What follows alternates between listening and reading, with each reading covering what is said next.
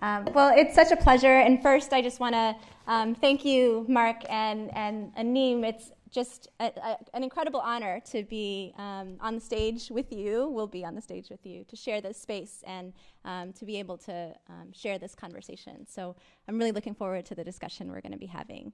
And I also want to thank UC Berkeley, including Kathy DeMaster, who originally invited me into this, Gary Sposito, everyone at the Berkeley Food Institute for putting this class together and inviting all of us to be part of this discussion together. And I want to thank all of you, the students in this class, for your engagement, for your passion, for your enthusiasm for these issues, and also all the community members who've come here and who are watching on live stream or on video afterwards. I'm very conscious that there's a lot of wisdom and experience in this room and out there in the world that's connected to this, and I'm proud to be learning together with all of you. So today's talk is called With Liberty, Justice, and Food Sovereignty for All.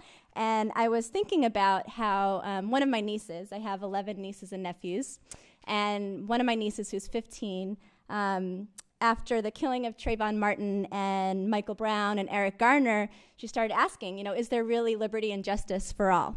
And we talked about it, and I think, both agreed there absolutely is not. Similarly, there is not currently food sovereignty for all. But that said, I think it's really important for us to talk about what it means. What does food sovereignty mean? How is it connected to liberty and justice for all? What is the vision, and how are communities and social movements around the world and in the US struggling to achieve that vision? So I'm looking forward to talking with all of you also about what we can all do to stand in solidarity with those communities and movements so that together we can reach those goals. So I'm going to tell you a little bit about Grassroots International. I won't have to say too much because Mark did an excellent introduction. But just to let you know, Grassroots International was founded in 1983. We celebrated our 30th anniversary a couple years ago. And from the beginning has been about accompanying social movements that are working towards global justice, because we believe that change comes from the ground up. We started working in the Middle East and in East Africa, and currently we continue to do work in the Middle East as well as with movements in Haiti, Brazil, Mesoamerica, and some increasing work in West Africa and other parts of the world. And since the 2000s, we've had a focus on movements that are working for resource rights. So resource rights means rights to land, water, food sovereignty, and increasingly climate justice, how that's connected. So why these issues in particular? I mean, you all care about food. A lot of people in the world care about food. So we all eat, as a number of speakers have said, so it's very important. In addition to that, I think we've seen how corporations and elites around the world seeking to make profit are increasingly turning to land, water, food, seeds, the basic elements of life, to make more profit. There's a lot of people who've done an analysis of economic trends and seen how, there's a lot of investment in the stock market, then there was a stock market crash and recession. A lot of investors moved into housing and real estate, and there was a housing bubble that burst.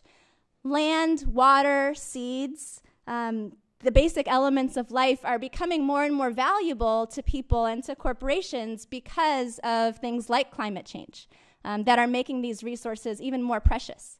And so we know that it's a real struggle for the survival and the well-being of large groups of humanity and many other species on this planet. And there's a lot at stake. So the decision to focus on the movements that are really working for resource rights is a strategic decision, because we believe that that's what's going to be necessary for all of us. And so we're accompanying the social movements that are at the forefront of these struggles in the global south.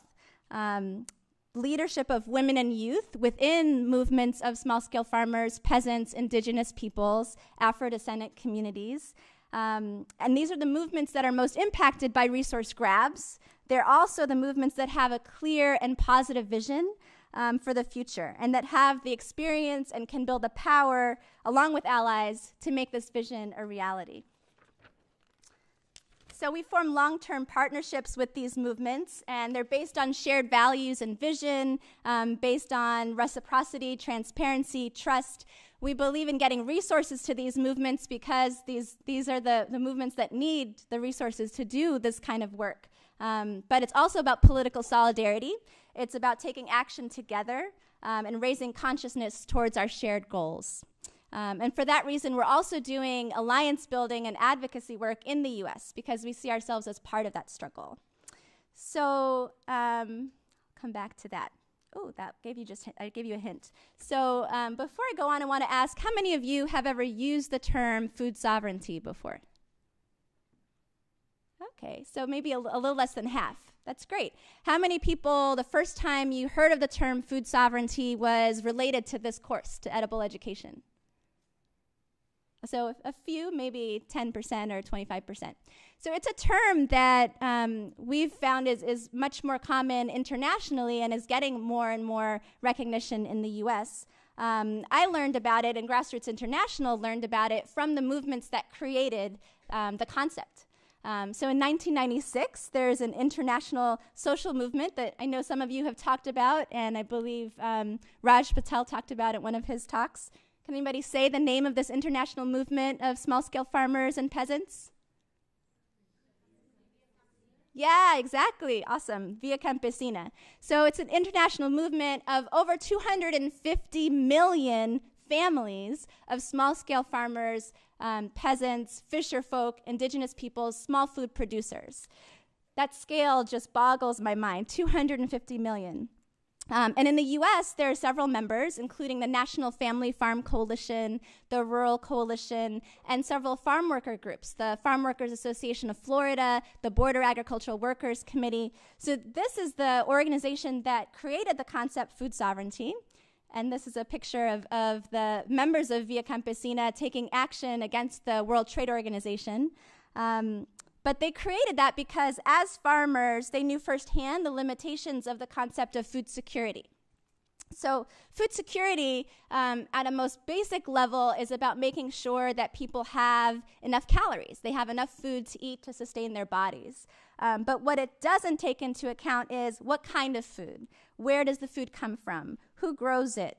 Under what conditions? What impact does that food system have on local communities and on the ecology? So in a nutshell, it's really about power. It's about who decides, who makes decisions about the food system. And food sovereignty is really about local communities making decisions about their own food systems in ways that are healthy for themselves, for people, for the planet. So this is a picture of an international forum on food sovereignty in 2007. So Via Campesina created the concept back in 1996, and in 2007 they called people together to have a conversation with other social movements, other groups outside of Via Campesina, because they said, you know, it's not just about one movement. We have to all work together. To say, what does food sovereignty mean to you? How can we work towards it? How can we promote it? Does anyone know the name of this forum? Has anyone heard about it? 2007? Oh, World Social Forum's a wonderful guess, but it actually wasn't at the World Social Forum, although these concepts are very much alive in those discussions. This was the ee10 Forum on Food Sovereignty. It took place in Selinge in Mali, named after a woman named ee10, who's a farmer. And at this forum, people came together and they came up with this definition of food sovereignty. So food sovereignty is the right of peoples to healthy and culturally appropriate food produced through ecologically sound and sustainable methods, and their right to define their own food and agriculture systems. It puts the aspirations and needs of those who produce, distribute, and consume food at the heart of food systems and policies rather than the demands of markets and corporations. So this is just a piece of the broader declaration. I definitely encourage folks to Google it and read the whole thing, but I think this captures a lot of the essence of what's really important. And the La Via Campesina also has 7 principles of food sovereignty, so I wanted to share those with you as well. That it's a basic human right, as I know you've been talking about.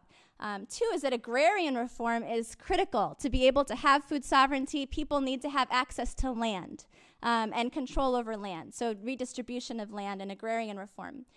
Protecting natural resources, reorganizing food trade, right? So that communities can decide what kind of trade can happen, making sure that it's just and fair.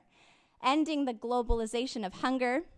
This piece, social peace. So it's a recognition of the violence that communities face and the way that food and hunger is used as violence, but also that the ways that communities can create real social peace with women's rights at the center, and democratic control. So that's kind of the overall background. And also want to say it doesn't exist in a vacuum, that the food sovereignty movement is very clear about connections to other sectors, to other movements, from water rights. I know, in California, you can't talk about food without talking about water. And that's true really all over the world. Trade justice, and I hope we'll be able to talk some about what's happening right now around trade.